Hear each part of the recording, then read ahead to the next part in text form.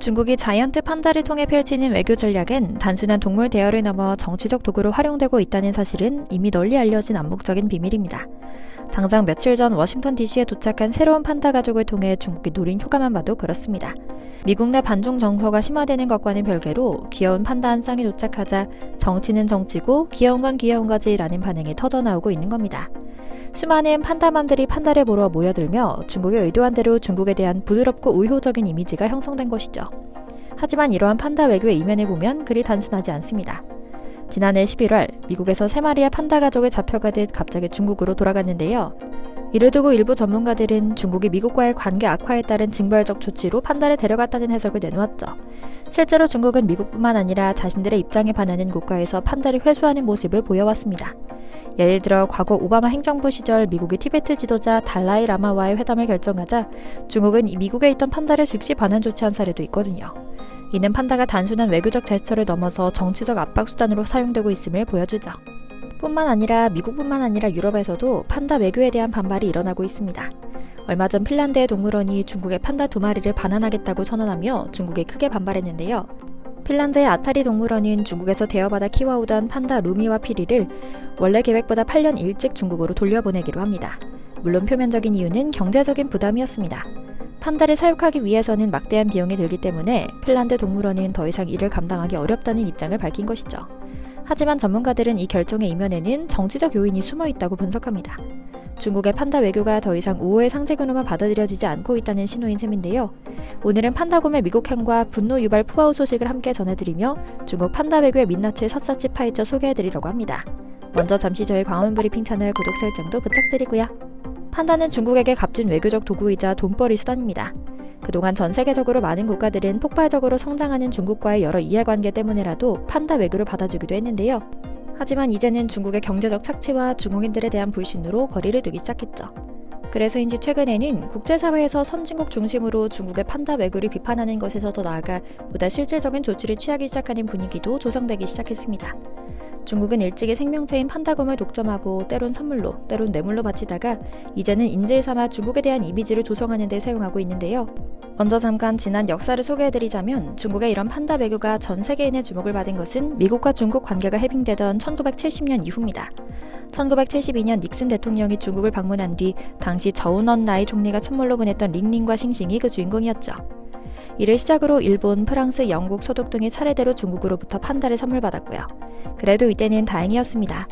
판다가 경제성과 연결되지 않고 중국이 선물로 주는 일종의 정치적 평화 외교관 성격이 컸기 때문입니다. 그러나 중국이 경제개혁 개방을 하기 시작하며 돈맛을 본 중국이 장사에 돌입합니다. 판다는 사실 예민한 동물이기 때문에 자연 상태에서는 거의 교미를 하지 않는다고 하는데요. 때문에 수많은 비용과 정성이 필요한 상황입니다. 중국은 바로 이거다 싶었는지 아예 판다곰을 외국 동물원에 빌려주고 임대료를 받기 시작합니다. 비용도 떠넘기고 책임도 떠넘겼다가 마지막에 단물만 쏙 빨아먹는 식의 비즈니스 모델이었습니다. 실제로 약 10년으로 설정된 판다 임대 기간 동안 상대국은 중국에 약 1,000만 불을 지불하고 연간 평균 50만 불의 임대료를 내는 것으로 알려져 있고요. 그러면서 특전이랍시고 혜택도 줍니다. 판다 임대 기간에는 양국이 공동으로 판다를 연구할 수 있는 기회를 준 겁니다. 하지만 이 기간에 태어난 판다에 대한 소유권은 절대로 놓치지 않았습니다. 이 규정에 따라 2016년 한국에 왔던 러바오와 아이바오가 낳은 자식인 푸바오가 중국으로 돌아간 것이었죠. 하지만 이제 어쩌면 중국은 더 이상 생명체인 판다를 착취하며 돈을 벌어들이고 또 중국에 대한 이미지를 세탁하는 데 쓰지 못할 가능성이 높아지고 있습니다. 미국에서 반중 성향의 트럼프파 의원인 낸시 메이스를 필두로 미국에서 태어난 판다는 미국 소유가 되어야 한다는 법안을 제출하기도 했거든요. 그녀는 해마다 수백만 명의 미국인들이 판다의 짧은 체류 이면에 감춰진 사악한 음모를 알지 못한 채 판다를 즐기고 있다. 중국의 선전 캠페인에 자금을 지원해서는 안 된다라고 주장하기도 했죠. 물론 어차피 중국과 판다 임대 계약을 맺을 때 새끼가 태어나도 중국 소유라는 것을 계약서에 넣고 임대하기 때문에 법치국가인 미국에서는 실효성이 의문시되는 법안이긴 했지만 이런 움직임은 비단 한 명의 국회의원 단독 발의 법안은 아니었던 셈이죠. 현재 해외 임대 중인 판다는 30여 개 동물원에 총 50마리입니다. 물론 돈을 낸다고 무조건 빌려주는 건 아닙니다. 상대국과 중국과의 외교관계, 동물원의 환경이나 명성, 사용 능력까지 고려해서 빌려주는 겁니다. 거액의 임대료가 부담돼 안 빌리거나 돌려주는 사례도 나오지만 판다가 동물원의 스타가 되어 마스코트 역할을 하는 것은 부정할 수 없는 사실입니다. 그러나 살아있는 생명체를 이용해 돈벌이를 하고 또 해당국의 자원이나 기술을 탈취하는 데 이용하기도 한다는 것은 이미 여러 사례로 증명된 사실입니다. 실제로 태국에서는 21살 암컷 판다가 숨지는 일이 있었는데요.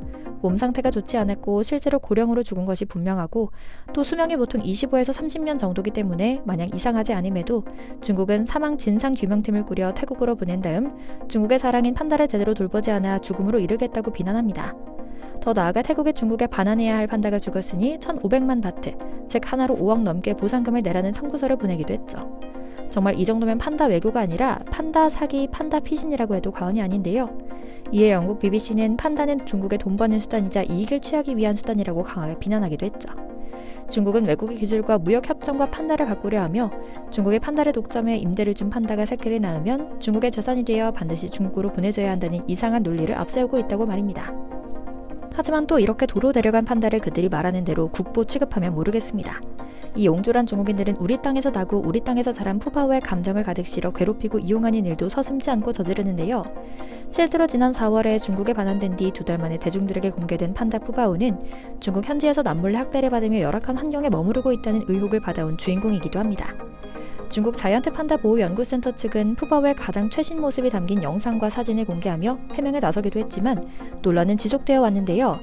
사람들은 중국의 돈벌이 수단으로 전락한 판다가 중국인 자신들이 무시하는 소국, 한국에서 잘 자란 것은 물론이고 중국에 있는 판다곰들보다 더 신체적으로나 정서적으로 안정돼 있다는 것을 시샘해 괴롭혔다는 등의 의혹을 제기해왔던 것이죠.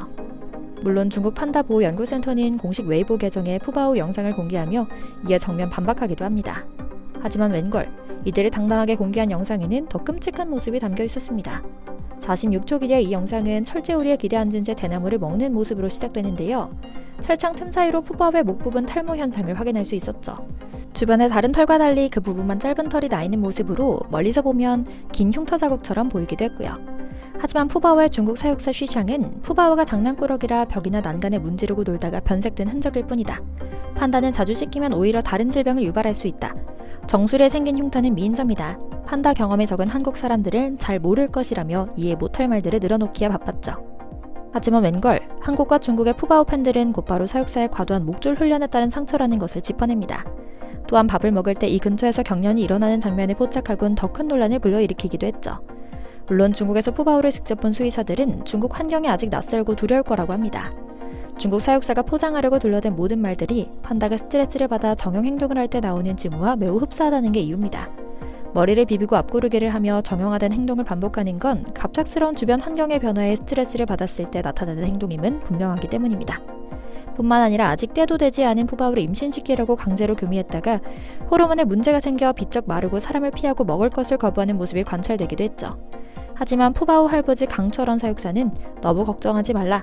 중국에서도 사육사들도 우리와 방식은 다르지만 푸바오를 위해 많이 노력해주고 있다. 푸바오 건강에 대해선 안심해도 될 것이다 라고 말합니다. 하지만 우리는 알고 있습니다. 강바오가 결국 푸바오를 위해서 저렇게밖에 말할 수 없다는 사실을 말입니다. 물론 중국은 이러한 판다 외교 논란에 대해 강하게 부정하며 한국 출신 푸바오는 한국에 있었을 때보다 행복하게 지내고 있다는 점을 강조하고 있습니다. 너무 강한 부정은 긍정이라고들 하죠. 아마도 판다 외교가 중국의 부드러운 외교 전략으로 활용되지만 그 이면에서 벌어지는 문제들이 드러나면 중국의 이미지는 큰 타격을 입을 수밖에 없기 때문에 애써 푸바오 문제를 덮으려 하는 것이겠거니 싶은데요. 앞으로 워싱턴 조약이 더욱 강화되어 판다가 중국의 정치적 도구로 사용되지 않길, 한국 출신 판다 푸바오가 다시 건강하고 행복하게 지내는 모습 보여주길 기원하며 오늘 영상 마치겠습니다. 저희 광화문 브리핑 채널 구독, 좋아요도 부탁드리고요. 오늘도 시청해주셔서 감사합니다.